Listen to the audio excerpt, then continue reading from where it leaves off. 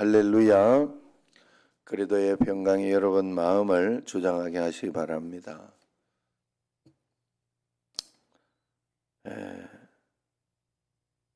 예수님은 오늘 네 가지 비유를 통해서 교만하고 위선적인 종교 지도자들처럼 되지 말고 겸손히 말씀을 배운 대로 실천하는 자가 되라 하고 촉구하고 있습니다.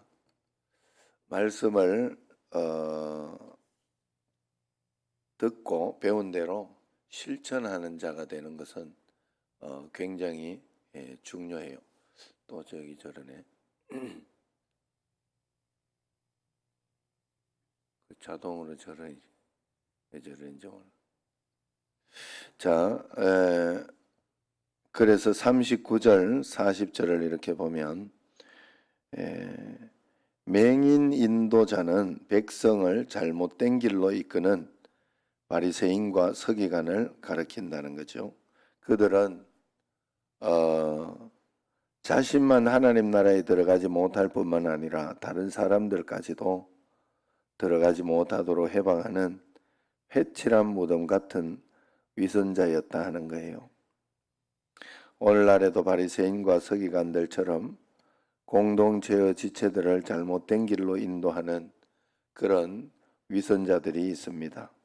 그들의 가르침을 멀리하고 우리는 예수님의 가르침을 받아야 됩니다. 직접 말씀을 읽고 배워서 예수님의 행적을 따라가고 그분의 말씀을 들어야 합니다. 그래야 자격 없는 선생을 따르지 않고 예수님을 닮아갈 수가 있다 하는 것이죠. 그래서 우리는 잘못된 길로 따라가면 안 되겠다. 그래 하나님 앞에 늘 기도하면서 여러분들이 판단할 수 있어야 되고 하나님 앞에 지혜가 있어야 되는 거예요. 지혜가 있어야 되고 그런 어떤 은혜 가운데 이렇게 살아갈 수 있도록 꼭 도와달라고 그렇게 기도해야 합니다. 그리고 41절 42절 이렇게 보면 외식하는 이야기가 나오죠. 어처구니 없게도 바리새인과 서기관들은 율법의 근본 정신인 정의와 긍휼과 믿음 이것은 저버리면서 작은 규정을 어긴 사람들을 죄인으로 낙인 찍고 정죄했습니다. 먼저 자기 자신을 성찰하지 않으면 내가 의로운 줄 착각해서 타인에게 냉혹하고 가혹해지기 마련이다 하는 것이죠. 타인의 잘못을 비난하기 전에 먼저 자기 자신을 꼭 돌아봐야 됩니다. 내 눈에 들보를 보고 나면 잘못을 저지른 사람을 겸손하고 올바른 태도로 내가 도울 수 있다 하는 것이죠. 그러므로 언제나 이렇게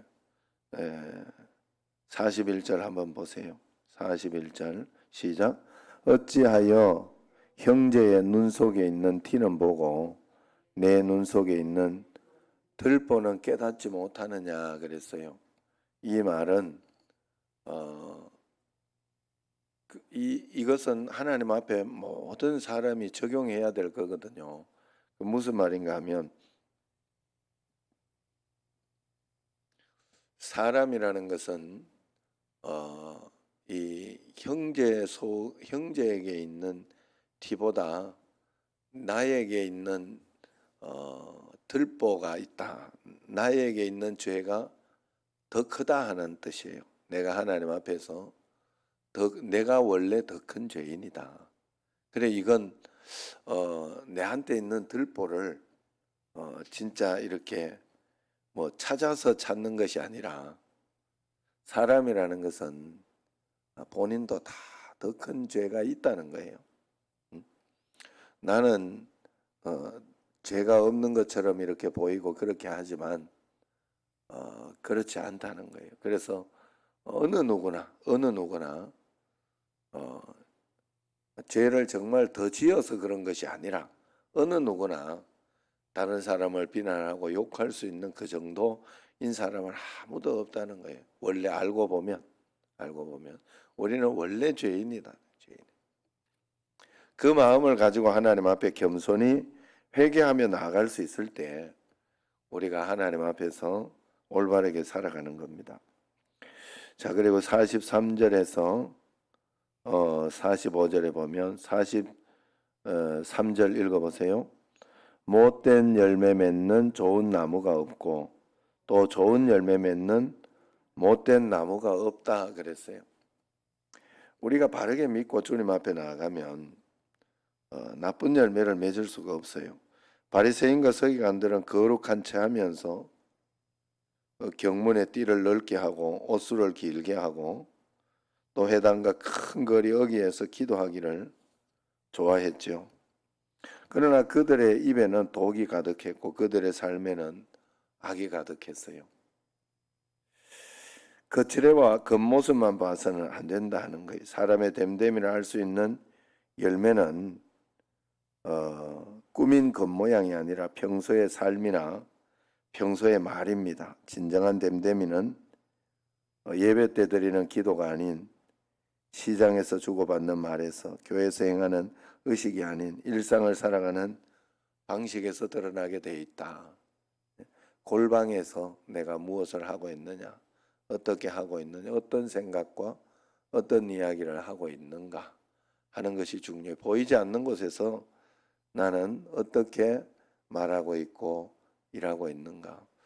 우리의 모든 신앙은 이런 것에서 분명히 드러나게 돼 있습니다. 그래서 여러분, 우리가 하나님 앞에서 정말 이제는 신앙이 골방에서 드러나는 그런 신앙이 꼭 있어야 돼요. 하나님 앞에서 골방에서 드러나는, 육신으로 이렇게 보아지는 그런 신앙 가지고는 안 됩니다. 하나님 앞에서 늘 그런 마음으로 우리가 신앙생활 해야 되고, 또 제가 어제도 말씀드리고 늘 이야기했지만 양심적으로 정말 하나님 앞에서 신앙생활 해야 돼요. 정말 양심적으로 신앙생활 해야 돼요. 그래야 하나님 앞에 이렇게 더 나아갈 수 있고 그렇게 된다. 매일매일 하나님만 바라보시기를 바랍니다. 마지막 46절 49절을 보면 집 짓는 이야기가 나오는데, 삶이 없는 고백과 지식은 힘이 없다 하는 거예요.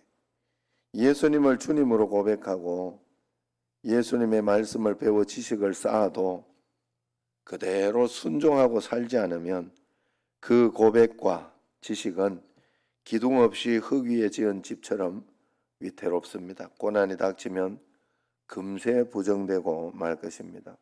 그러나 고백과 지식이 삶을 만나면 온전하고 견고해지게 되는 것이죠. 반석 위에 지은 집처럼 어떤 시련이 와도 무너지지 않고 어떤 유혹에도 넘어가지 않게 되어 있습니다.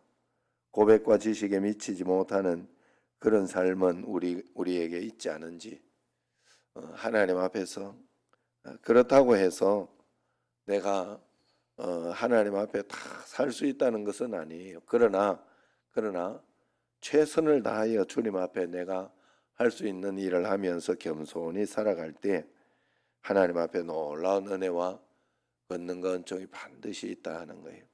그래서 하나님 앞에 교만하지 말고 내가 말씀대로 살아갈 수 있도록 꼭 해달라고 주님 앞에 한 걸음 한 걸음, 다 하지는 못해도 그래도 하나님 앞에 그렇게 살려고 하고 애를 쓰고 기도하고 회개하고 그렇게 살아갈 때 하나님은 더 큰 은혜와 복으로 우리에게 인도해 주시고 우리 삶을 반드시 역사해 주시고 우리 삶을 돌보아 주시고 또 반드시 지켜주신다 하는 거예요. 그러니까 하나님 앞에서 꼭 그런 마음으로 살아야 됩니다. 못된 열매 맺는 좋은 나무가 없습니다. 나무는 각각 그 열매로 알게 돼요. 가시나무에서 무화과 나무가 나온다. 그런 이야기가 있어요. 똥파리는 똥이 있는 곳에 반드시 온다. 내 주변에 이상하게 내 주변에 전부 남 욕만 하는 사람만 맨날 있다. 그러면 나를 돌아봐야 돼요. 항상 돌아봐요. 그래, 그렇게 해야 되는 거예요. 제가 이렇게 생각해 보니까 그래요. 저도 이렇게 보면 목회하면서 친구들 사귀고 이렇게 있는데 부정적이고 이렇게 막 그런 목회자들 거짓말하고 그런 목회자들 내하고 결국은 친할 수가 없더라고. 견디지 못하더라고 나하고.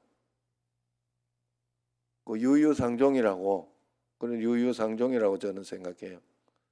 주변에 내가 그렇지 않으니까 그런 사람은 내하고 같이 있지를 못해. 그걸 뭐 서로 정죄하고 그런 게 아니라 서로 안 맞으니까 뭐 서로 이렇게 이야기가 되지 않는다는 거죠. 그래 여러분 우리도 하나님 앞에서 나는 거룩하고 나는 착하고 나는 좋은데 늘 부정적이고 늘 이렇게 그런 삶이 있다. 내 삶이 그렇고 하다 하면 내 자신을 다시 겸손히 돌아보고 주님 앞에 온전한 열매를 맺도록 해야 할 줄로 믿습니다. 자, 우리 오늘은 자녀를 위한 기도로 하도록 하겠습니다. 시간이 좀 나니까 자녀를 위한 기도 제목을 가지고 기도하도록 하겠습니다. 주여 한번 부르고 갈로 속에는 나와 가족들을 넣고 기도하도록 하겠습니다. 기도합니다. 주여 나와 가족들의 삶이 우리를 사랑하신 그리스도의 마음을 발견하여 항상 기쁨으로 찬양하게 하옵소서. 하나님의 말씀을 꿀송이처럼 사모하게 하옵소서. 주님의 도움 없이는 위대한 삶을 살 수 없음을 기억하며 기도하며 살게 하옵소서. 줄 뿐 아니라 모든 삶을 통해 하나님을 참으로 예배하게 하옵소서. 나와 가족들이 에녹과 같이 하나님과 일생을 동행하게 하옵소서. 아브라함과 같은 믿음의 사람이 되게 하옵소서. 야곱과 같이 하나님 나라를 사모하게 하옵소서. 사무엘처럼 기도의 사람이 되게 하옵소서. 다윗과 같이 하나님 마음에 합한 사람이 되게 하옵소서. 사드락 메삭 아벳느고와 같이 신앙의 절기를 지키게 하옵소서. 눈에 보이는 것만 쫓는 어리석은 자가 아니라 영적인 것을 추구하는 지혜로운 자가 되게 하옵소서. 하나님께 예배드리는 것을 다른 것들에게 양보하지 않는 사람이 되게 하옵소서. 하나님께 영광 돌리는 삶이 어떤 삶인지 항상 묵상하며 행함으로 하나님의 마음을 기쁘게 하는 자가 되게 하옵소서. 예수님께서 다시 오심을 대망하며 복음을 기꺼이 친구들에게 전할 수 있게 하옵소서. 나와 가족들이 매일 자신의 삶의 주인이 하나님임을 고백하며 말씀에 순종하게 하옵소서. 선한 생활 습관들을 가지게 하옵소서. 무절제하고 방종하는 삶을 벗어버리고 근면하고 성실한 삶을 살게 하옵소서. 문제를 만났을 때 하나님께 기도하며 문제를 뛰어넘는 자가 되게 하옵소서. 스스로의 책임을 인정하고 후회하기보다는 진취적인 삶을 살게 하옵소서. 세상이 원하는 기준뿐만 아니라 하나님의 기준에 합한 자가 되게 하옵소서. 나와 가족들에게 선악을 분별하며 옳은 길로 행할 수 있는 용기를 주옵소서. 자신에게 주어진 모든 삶의 조건들 속에서 감사할 줄 알게 하옵소서. 시간과 물질을 다스릴 줄 아는 지혜를 주옵소서. 항상 겸손할 줄 아는 자가 되게 하옵소서. 자신의 일에 최선을 다하며 인내하는 자가 되게 하옵소서. 권위를 인정하고 권위에 순복할 줄 아는 자가 되게 하옵소서. 형통할 때 교만하지 말게 하시고 어려울 때 비굴하지 말게 하옵소서. 불평과 원망의 입술을 닫고 감사와 찬양을 드리는 자가 되게 하옵소서. 다른 이들을 긍휼히 여길 줄 아는 마음과 베푸는 손길을 허락해 주옵소서. 작은 일에도 성실하게 하옵소서. 범사에 감사함으로 더 큰 감사가 삶에 나타나게 하옵소서. 나와 가족들이 욥처럼 하나님이 의롭다고 인정할 만한 자가 되게 하옵소서. 이삭과 같이 순종하는 자가 되게 하옵소서. 갈렙과 같이 도전하는 용기 있는 자가 되게 하옵소서. 보아스처럼 선을 행하며 일을 바르게 처리할 줄 아는 자가 되게 하옵소서. 마르다가 아닌 마리아처럼 좋은 편을 선택하는 지혜로운 자가 되게 하옵소서. 역경과 장애물을 뛰어넘는 인내력을 허락해 주옵소서. 목표와 계획을 따라 전진할 때 비록 난관들이 있더라도 인내하며 나아가게 하옵소서. 자신의 잘못을 인정하고 고칠 줄 아는 자가 되게 하옵소서. 다른 사람을 비난하는 입술이 아니라 격려하는 입술이 되게 하옵소서. 나와 가족들이 몸과 마음을 더럽히지 않고 순결하고 정결한 삶을 살게 하옵소서. 컴퓨터와 TV를 절제할 수 있는 자가 되게 하옵소서. 악한 것에 대해서는 미련하고 선한 것에는 지혜롭게 하옵소서. 아무도 보지 않는 곳에서도 부끄럼 없이 행동하는 자가 되게 하옵소서. 혀와 입술의 말을 모든 더러움에서 지켜주옵소서. 술이나 담배, 음란의 유혹을 단호히 물리치게 하옵소서. 요셉과 같이 꿈을 꾸며 살게 하시고 성결함을 지키게 하옵소서. 나와 가족들을 향한 하나님의 계획을 발견하게 하옵소서. 인생의 목적을 분명히 알아 하나님께 영광 돌리며 살게 하옵소서. 미래에 대해 하나님께 무릎 꿇고 기도하게 하옵소서. 하나님께서 자신에게 주신 복을 이웃에게 흘러보내는 지혜로운 자가 되게 하옵소서. 일의 결과만 중요시하는 자가 아니라 일의 과정도 소중히 여기는 자가 되게 하옵소서. 다른 사람과 자신을 비교하지 말고 자신의 장점을 찾아 열매 맺는 자가 되게 하옵소서. 항상 손을 벌려 베푸는 자가 되게 하옵소서. 나와 가족들이 다니엘처럼 불신자들에게도 인정을 받으며 하나님을 드러내는 자가 되게 하옵소서. 바울과 같이 지식과 열정을 갖춘 자가 되게 하옵소서. 환경에 따라 좌우되는 사람이 아니라 어떤 환경 가운데서도 자신의 사명을 향해 나아가는 용기 있는 자가 되게 하옵소서. 세상의 편안함과 안일함만을 추구하는 자가 아니라 진리를 추구하며 불의에 한가할 주는 자가 되게 하옵소서. 불의에 대해서는 노라고 분명히 말할 줄 아는 사람이지만 다름에 대해서는 대화로 문제를 풀어가는 결단과 간용이 있는 자가 되게 하옵소서. 준비된 자가 되어 기회가 찾아올 때 쓰임받게 하옵소서. 나와 가족들이 우단을 공경할 줄 알게 하옵소서. 가족들과 대화와 소통을 통해 문제를 해결할 줄 알게 하옵소서. 부모의 부족함, 연약함, 한계 등을 있는 모습 그대로 이해하고 따를 줄 알게 하옵소서. 불의의 사고와 폭력부터 보호해 주옵소서. 삶을 통하여 주어진 배움의 기회를 잘 활용하여 매일 성장하며 새롭게 되게 하옵소서. 아멘. 기도하도록 하겠습니다.